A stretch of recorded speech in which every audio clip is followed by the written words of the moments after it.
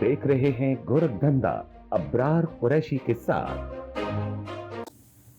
अस्सलामुअलैकुम साहिबो, आप देख रहे हैं गोरखधंधा अब्रार कुरैशी। आपसे महातुब हूँ। आज के इस एपिसोड में उन पहलुओं को आपके सामने रखेंगे जो अब तक इंटरनेट बंद होने के बायस आपके सामने नहीं आ सके। और मेरे साथ जो बात करेंगे असीब अहमद हैं, जो एनी शाहिदीन हैं, जिन्होंने पैदल चल के, जिन्होंने मुश्किलात देख के जॉइंट अवामी एक्शन कमेटी रावलाकोट के अंदर जो धरना दिए बैठी है वहाँ पे पहुँचे, जाते हुए क्या देखा, वापसी पे क्या देखा, वहाँ पहुँच के क्या देखा, किस नौयत के हालात हैं और फोर्सेस ने किस तरीके से कहाँ कहाँ कब्जा जमा रखा है, कहाँ कहाँ मजालम किए, लोगों के जज्बात क्या हैं, तासुरात क्या हैं। अब ये जो बात थी 12 सीटों वाली, ये 12 सीटों का मामला, अवामी हकूक़ का मामला बहुत पीछे रह चुका।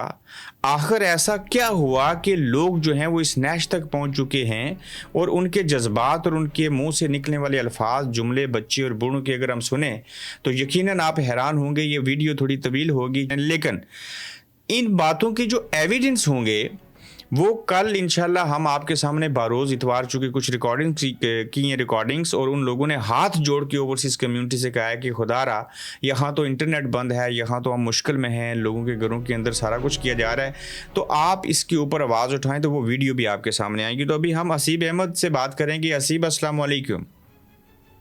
जी वालेकुम सलाम।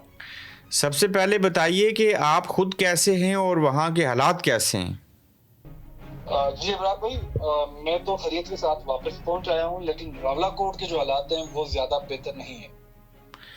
वो ज़्यादा बेहतर नहीं है, तो आपको जाते हुए क्या दुश्वारियां पेश आई और कितने लोगों की तादाद क्या है वहाँ पे, आपने क्या देखा?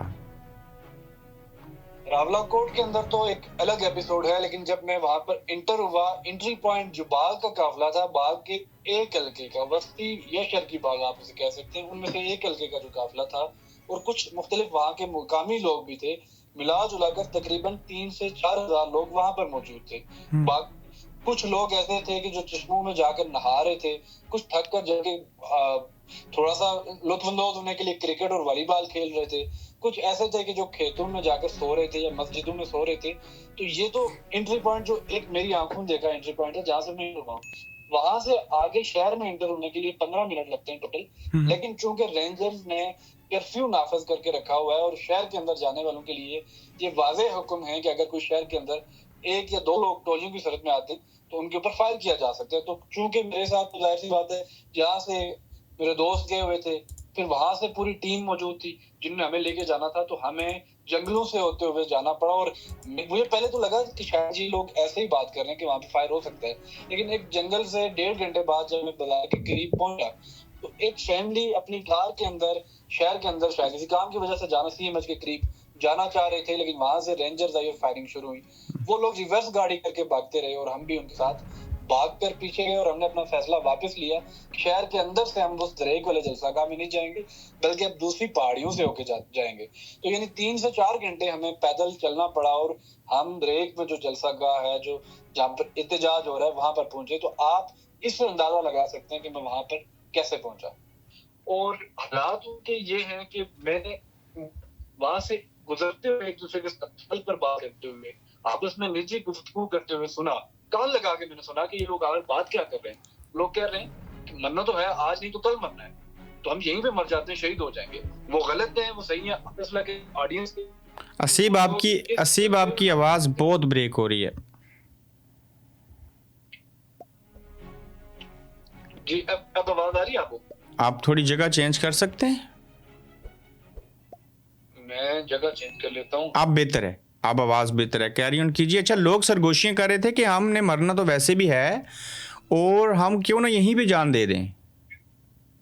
जी बिल्कुल, यानी कि इस किस्म का जांच क्राउड है और इसका फैसला मैं आपसे ये कह रहा था कि आप करें, नाज़रीन करें, जो लोग कह रहे हैं कि ये गलत है वो करें।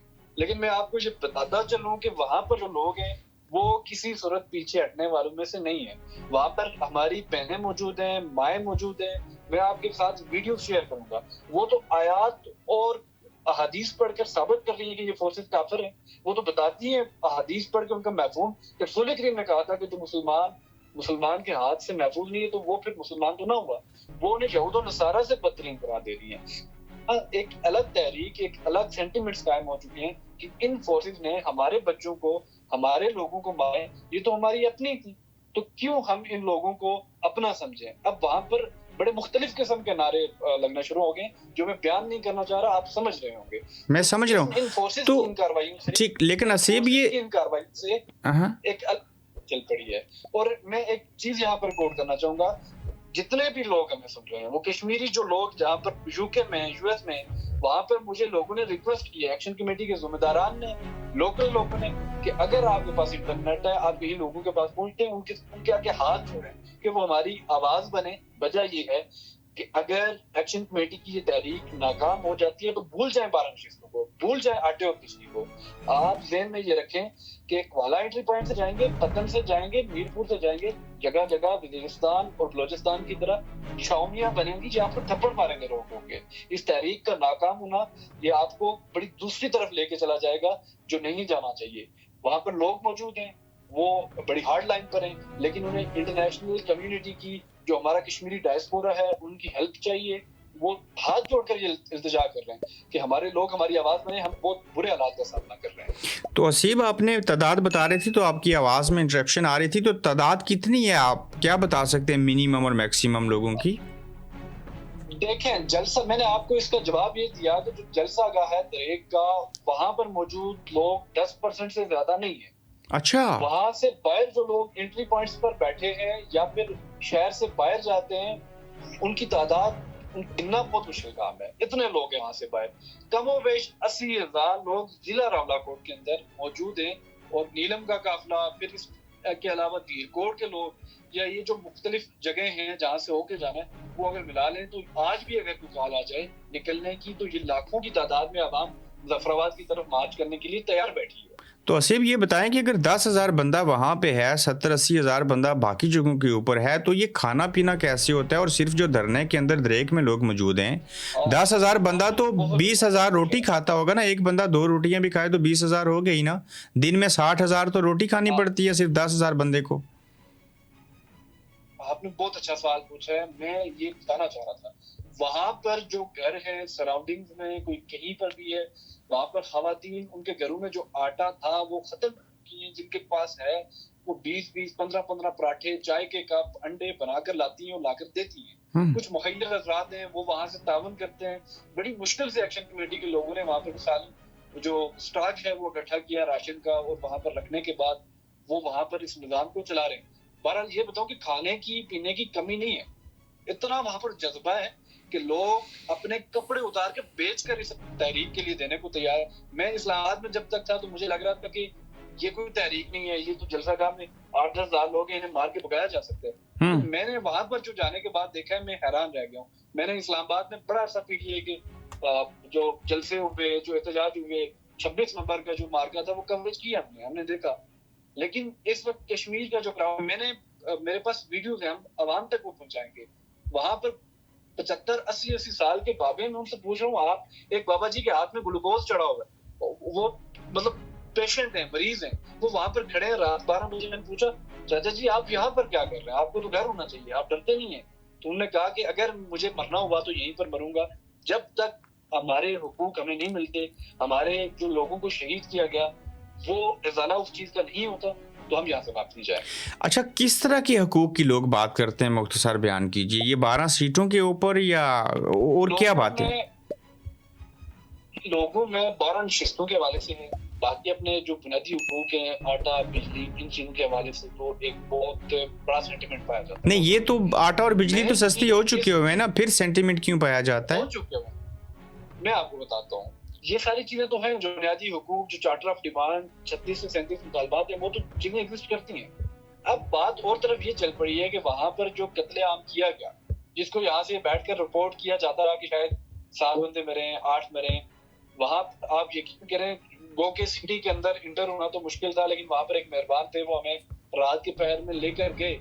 उन्होंने दिखाया कि किस तरह से हर दूसरी दुकान के शीशे टूटे हुए, शटर टूटे हुए। वहां पर एक बच्चियों का हॉस्टल था जिसमें पंजाब की बच्चियां वहां पर किसी मेडिकल कॉलेज में है, वहां पर केपी की बच्चियां पढ़ती हैं, उनके शटर पर रात को फायरिंग की। तो वो बच्चियां बच्चे कहाँ पे हैं? लोगों को वो भाग कर पीछे गए। वहां पर जैसी बात, ऐसा सामान था जहाँ पर रात को ऑपरेशन हुआ कि वो बयान नहीं किया जा सकता, जो लोगों को मारा गया, वहां पर मार घसीट कर ट्रकों पर फेंका गया, तो ट्रकों पर फेंकने के बाद खून को पानी के साथ धोया गया। आप तसव्वुर नहीं कर सकते कि वो लोग पीट रहे हैं, वो लोग रो रहे हैं, मुतालबात पीछे रह गए। मैं तो जिन आम लोगों से मिला हूँ, 200 बंदे से पूछा होगा, 100 बंदे से पूछा होगा, तो उसमें से 99% लोग ये बात कर रहे हैं। बाकी सारी बातें ठीक है। आपने हमारे निहत्थे और बेगुनाह और पुरअमन लोगों को इस बुरी तरह से शहीद क्यों किया, इसके जवाब दो। कि क्या अमवात और शोदा जो होंगे उनकी तादाद क्या होगी, और ये रेंजर्स जो हैं वो ये दुरुस्त है कि वो घरों में जाके लोगों के ऊपर हमलावर हो रहे हैं? वहां पर लोगों की जेबों से पैसे सामने आ जाए, लोगों की जेबों से पैसे निकाल लिए जाते हैं। वहां पर दुकानें लूटी गई। उमर नजीर की बेकरी मैंने देखी, वो टूट फूट का शिकार है, और उमर नजीर का नाम इसलिए ले रहा हूँ कि लोग उन्हें जानते हैं। बाकी वहां पर आम अफराद जो है, उनके कारोबारी मराकज हैं, उन्हें तोड़ फोड़ का शिकार किया गया है। तो बहुत बुरे हालात है। मैं बयान नहीं कर सकता कि किस तरह से वहां पर तशद्दुद किया गया है। मैं तो समझता हूँ कि ये शायद कोई गाजा में होके आया हूँ, या मैं शायद किसी दौर में श्रीनगर सुनते थे, वहां से होके आया हूँ। जो हालात वो बहुत बुरे हैं, लेकिन आप इन मुक्तदर तक ये खबर पहुंचाएं, इंटरनेशनल हमारा डायस्पोरा ये खबर पहुंचाए कि कश्मीर की डायमेंशन बड़ी डिफरेंट हैं। पिंबर से लेकर ताव भट्ट तक सेम एक ही जज्बे के साथ ये लोग यकजा और मुतहिद हैं, और ये कट मरने को तैयार हैं। तो आप इस सूरत में एक अलग से जंग छेड़ रहे हैं। आपको एक बुनियादी हुकूक की तहरीक को ये रंग नहीं देना चाहिए था। उमर नजीर गलत है, शौकत नवाज मीर गलत है, ख्वाजा मरान गलत है, 31 इमरान गलत है, छोड़ दे गलत है, मान लेते हैं। आपको किसने याद दिया कि पुरअमन लोगों पर आप तशद्दुद करना शुरू कर दें, आप उन्हें शहीद करना शुरू कर दें? नहीं हो रहे मुज़ाकरात तो फिर भी आप कोई हल निकालें, लेकिन किसी एक अलामिये में मुझे निकाल कर दिखाएं। एक्शन कमेटी के आगे हो कि हम पाकिस्तान से आज़ादी लेंगे, पाकिस्तान की फोर्सेस गलत है। भाई शौकत मीर ने तो आर्मी चीफ की इतनी तारीफें कर दी कि उस पर हम लोग तनकीद कर रहे थे, की तारीफें की। तो क्या जवाब बनता है कि आप आजाद कश्मीर के अंदर इस हद तक जाकर क्रैकडाउन करने को तैयार हो गए, और आपने एक जंग छेड़ दी एक खित्ते के लोगों से। तो जो हसीब आपने रिकॉर्डिंग वो पीछे हटने को तैयार नहीं। हसीब जो आपने रिकॉर्डिंग की हैं, जो लोगों के तासुरात आपने कलमबंद किए हैं अपने कैमरे के अंदर, वो लगाएंगे तो ज़रूर हम कल इसको नशर करेंगे। लेकिन मुझे बताएं कि उसमें लोगों के अंदर खौफ था या जज्बात थे, या क्या क्या सूरत हाल थी? खौफ की डेफिनेशन को जब आपने करना है ना, तो आप रावलाकोट के एंट्री पॉइंट पर छोड़ के चले जाएं। वहां पर खौफ नाम की कोई चीज एग्जिस्ट नहीं करती है। मैं जेन्युइन आपको, मैं इस्लामाबाद में बैठा था, सोशल मीडिया देखने के बाद जो हमको बात करते थे, कुछ तजिया करते थे, कोई खबर बनाते थे, तो हम तो ये समझते थे कि शायद इतने कोई हालात नहीं है, ये लोग चले जाएंगे। ये लोग एक्शन कमेटी के मेंबरान जो भी हैं, उनके हल्के से, उनके तहसील से, उनके इलाके से, ये उनकी एक काल पर कट मरने को तैयार है। मैं तो ये समझता हूँ कि शायद जब एक्शन कमेटी के लोग कहेंगे कि कॉल आप है, शायद ये लोग भी नहीं मानेंगे। ये लोग उनके हिसाब मांगना शुरू हो गए। ये लोग तो कह रहे हैं आपने हमारे लोगों को मारा, हम ऐसे वापस नहीं जाएंगे। और वहां पर अब नारे लगना शुरू हो गया कि हम इस पार से आजादी लेंगे, उस पार से भी, जो कि एक्शन कमेटी के अलामिये में नहीं है। एक्शन कमेटी के स्टेज से ऐसी कोई बात नहीं हो रही थी। तो जो कुछ वहाँ से लाइव एक दो फेसबुक चैनल जो हैं वो दिखा रहे हैं, तो जो लोग वो ग्राउंड में मौजूद हैं वो आप कह रहे हैं 10% हैं, बाकी लोग आगे पीछे हैं और मुख्तलिफ टोलियों की शक्ल में हैं। बिल्कुल, आप बाहर जाएं तो आपको 2 किलोमीटर तक चलते हुए तो शायद बंदे के साथ बंदा जुड़ा होता है। जैसे ईद की नमाज में एक बहुत बड़ी मस्जिद होती है, वहां से निकलते हैं तो लोग जुड़े हुए होते हैं, आपस में निकलना मुश्किल होता है, फंस के निकलते हैं। तो सेम वैसे ही लोग वहां पे जुड़ के 2-2 किलोमीटर तक बाहर जा रहे हैं। और मैंने आपको बताया कि आप ट्रैवल करें, पैदल करें, गाड़ी में करें, आपको खेतों में, आपको चश्मों में, आपको मैदानों में लोग नजर आएंगे।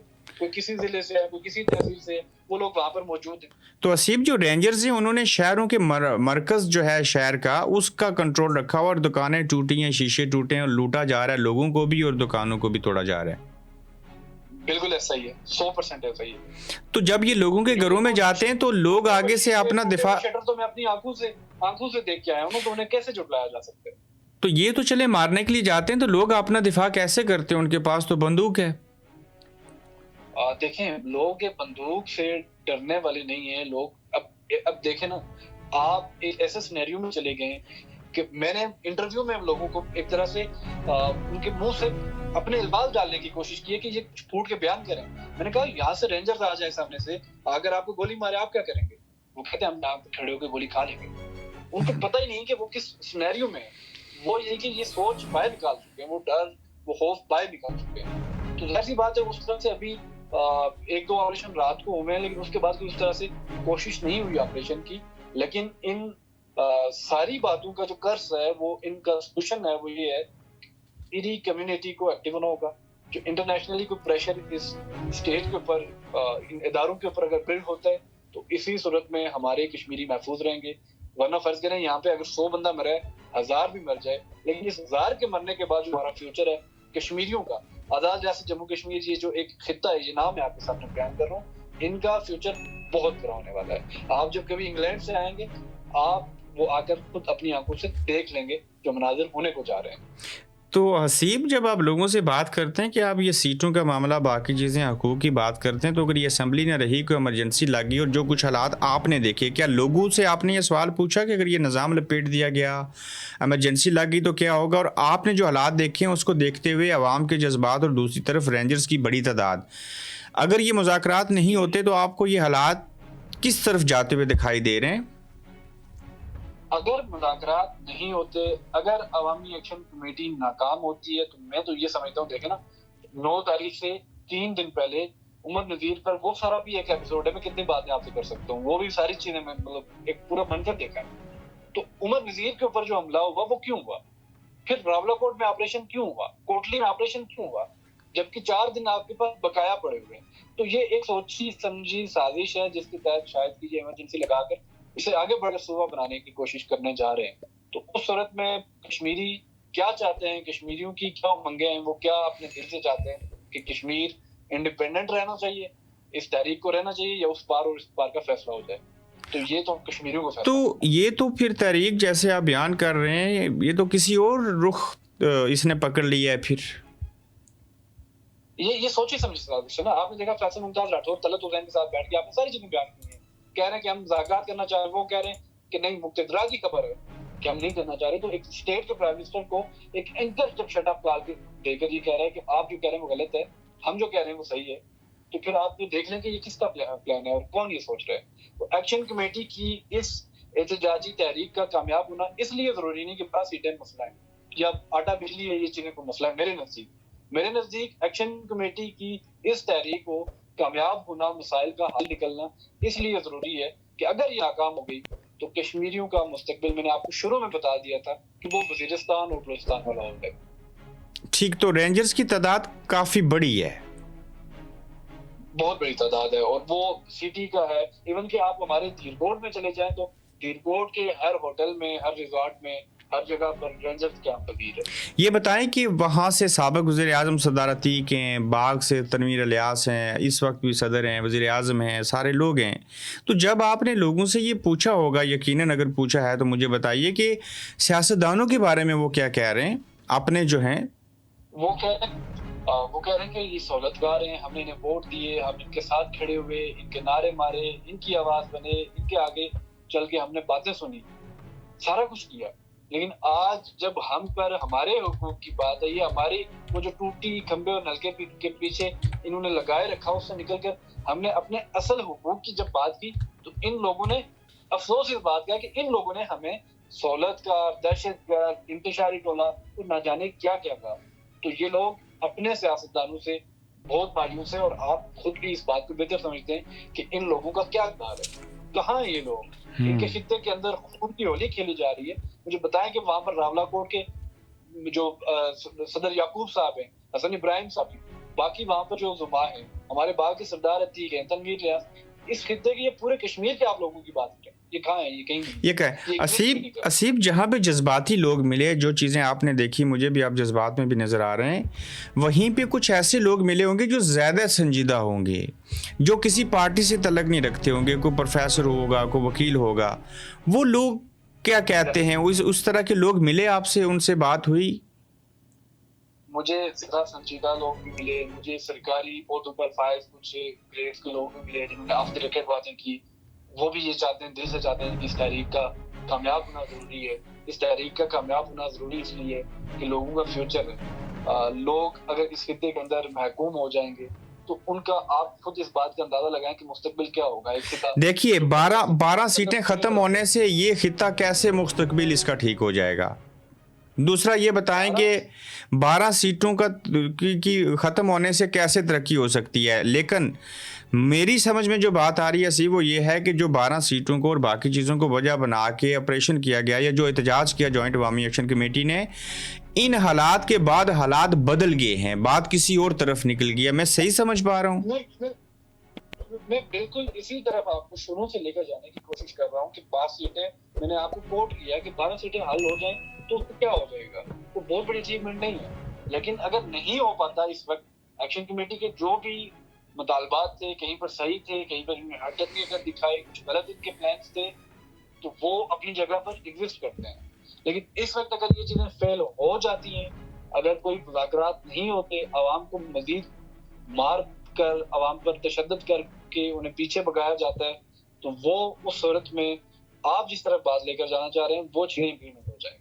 यानी कि हालात इस नहज पे पहुंच चुके हुए हैं कि टकराव भी हो सकता है, चीज़ें हो सकती हैं, और इसका हल यही है कि कुछ बातें इनकी मानी जाएं और कुछ उस तरफ से मानी जाएं और दरमियाना रास्ता फेस सेविंग होनी चाहिए। हिकमत का मुजाहरा करते हुए हमारी इंटरनेशनल कम्युनिटी को प्रेशर बिल्ड करना चाहिए और इन्हें मुज़ाकरात की टेबल पर लाना चाहिए। 12 हैं तो 6 हो जाएं, 8 हो जाएं। एक्शन कमेटी को भी इस बात को मानना चाहिए, जो वहां पर नाहक कत्ले आम किया गया उसके जिम्मेदार कौन है उन्हें सामने लाना चाहिए। ये एक बहुत बड़ा जुल्म है, ऐसा नहीं होना चाहिए था। असीम, बहुत शुक्रिया, आपने जो चीज़ें रिकॉर्ड की हैं वो ज़रूर शेयर कीजिएगा। अपना बहुत सारा ख्याल रखिए। बहुत शुक्रिया आपके टाइम का।